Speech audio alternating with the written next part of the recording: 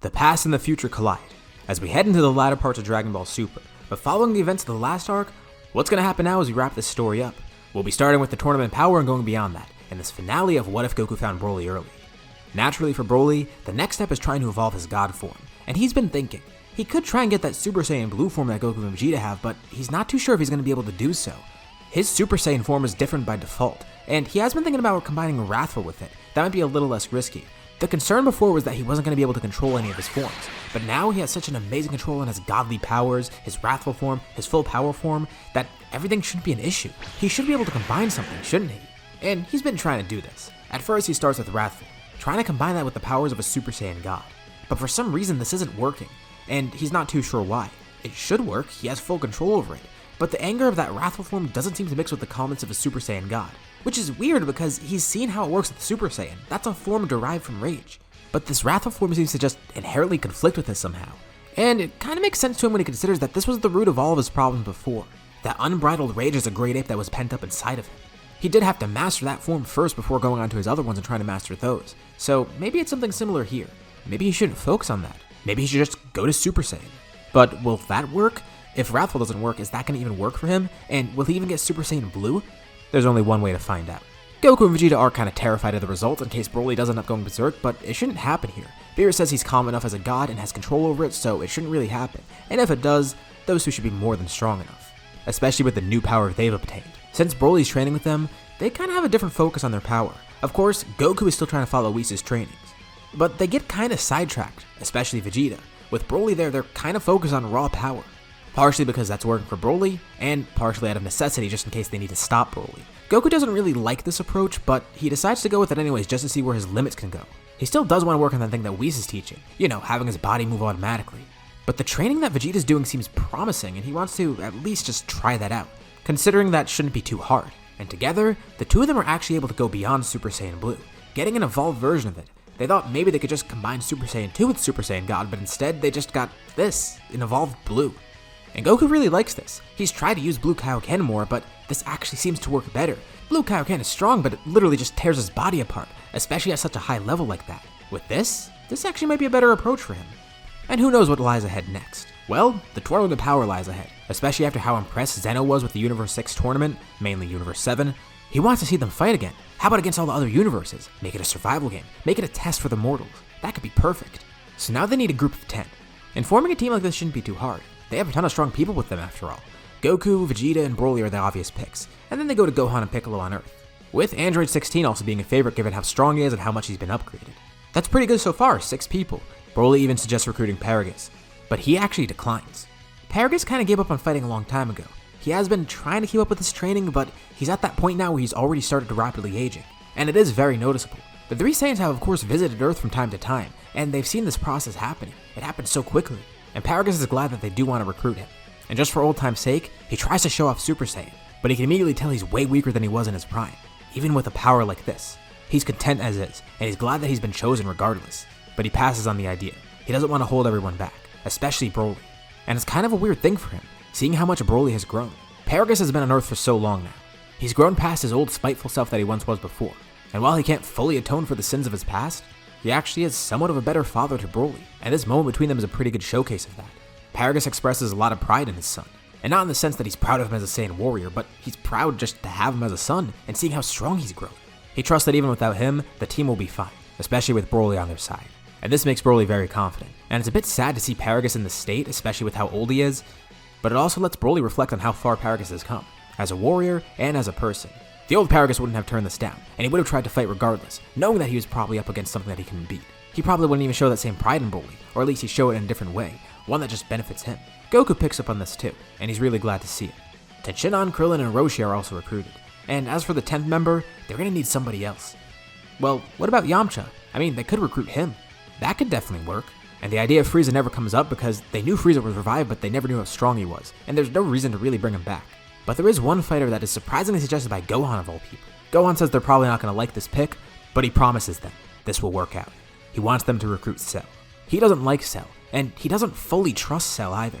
But he does know Cell is a strong warrior, and knowing his nature, this is something he would do. He would team up with them. It is a risk knowing that he could probably get the Super Dragon Balls and make a wish from them, but having someone that strong on their team, It makes their team that much stronger. Vegeta and Broly actually don't really like this idea. But two other people surprisingly support Gohan. One is Goku. He thinks this could work, and he probably would have even thought of the same thing. The other person that agrees with him is Piccolo, having actually fought Cell with Gohan.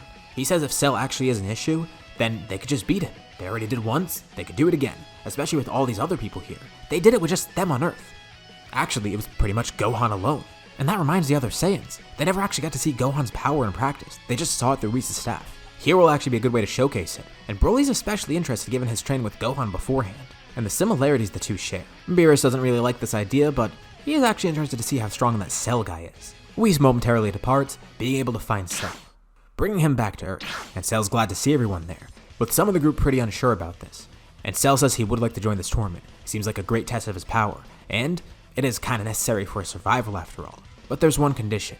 If he joins their team, he wants Broly and Gohan to fight him, each individually. He's been looking to try this for a while, and he's been training on his own ever since he last saw Gohan. And they accept the condition. It doesn't seem too bad, and it's good to know beforehand that they're gonna fight him, rather than Cell just ambushing them and trying to kill them, because that doesn't seem like the case here. He actually just wants to fight, just for the fun of it. And now, the actual tournament itself begins. But it seems Universe 7 is a little bit too prepared. Instead of the tournament being a struggle for them, it's actually kind of a competition between Universe 7. Once they realize how far above the other universes they are, they kind of know that they're going to win actually. Which is great, but it's also an issue because Cell, he's there, and if he ends up winning, he gets his Super Dragon Balls. And that would be terrible. The other universes just watch on with disgust and awe. Universe 7 is facing them so effortlessly, and they're making a competition between themselves to see who can eliminate the most people. Which means they basically go full power right from the start. Which is good too because they still want to win anyways. Although it kind of annoys Cell because he wanted to test his power more, but these universes are kind of weak, and everyone else is competing against him.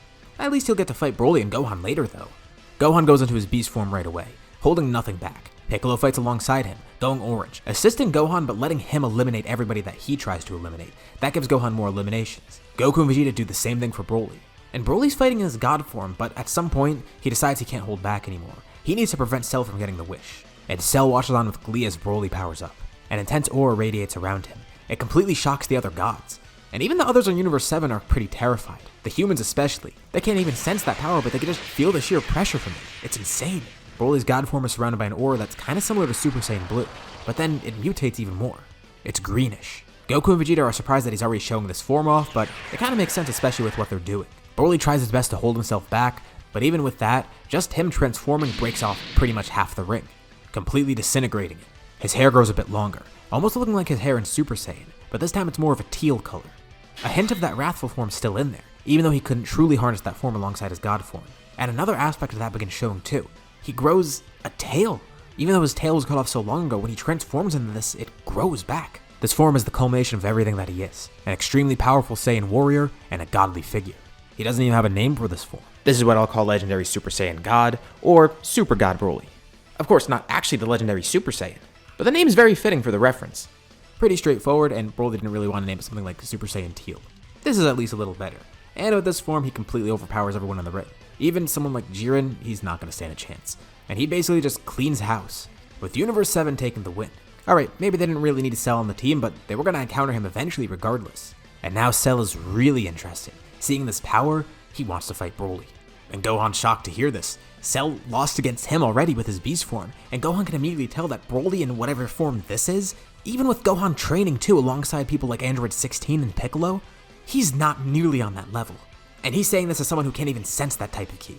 And Cell really thinks he could fight him, and Cell's pretty confident in it. He hasn't shown off his full power yet. He didn't want to use that in the tournament because he didn't really feel like he needed it. But against Broly, he definitely will. But they're going to need a better venue to fight. As for the wish with the Super Dragon Balls, Broly actually ends up getting it because once he powered up, he was able to eliminate so many people so quickly that he just got the MVP. And even though the tournament itself wasn't as interesting for Zeno, seeing Universe 7 again, especially that powerful, that really interested him, and so he's pretty happy. A wish is made to restore all the other universes, and that makes Zeno even happier. Following the tournament, we go back to Beerus' planet. Cell will fight Gohan eventually, but first he's going to test out his power against Broly, especially because Gohan's saying Broly's apparently even stronger than him right now. And Broly honestly can't believe it. Cell is really this obsessed with fighting. And Cell mentions, they didn't really seem to be too surprised that he was perfect. Well, they say they already knew that. I mean, look who they're with after all. Whis could show them everything. They saw his fight with Gohan and Piccolo already, so they've known he's perfect, and they knew he'd eventually come back someday anyways. Cell tells Broly, don't hold back here. They should know he could regenerate after all. so don't be afraid about doing any damage to him if he really is that powerful. But Cell is that confident in his power, and he wants to see that super god form again. He wants to see how he matches up to it. Broly then feels a burst of energy around him, or something weird like that. Whis taps him with his staff, and he's surrounded by some weird force field. Whis tells him, this will allow him to breathe in space temporarily. Consider it a gift. It'll allow their battle to be much better. This was at the request of Lord Beerus, actually. He wanted them to go all out, not be limited by this planet. And if they did fight on this planet after all, it would make a pretty big mess. He stands next to Beerus, Goku, and Vegeta, with a bubble forming around them as they float up into space, following Broly and Cell as they float up. Cell assumes a fighting stance, and Broly does too, which is weird because he's out in the vacuum of space, and it's going to be kind of weird to fight out here, but he'll get used to it. Even though he has no footing to have this stance, he can adapt, like he always does. The two clash. Goku and Vegeta watch with amazement. The energy generated from that clash alone. They haven't even transformed yet. Broly's still in his base. And Cell finds it kind of interesting. He tried to absorb some power from all those other warriors at the Tournament of Power, but he never actually got to do so.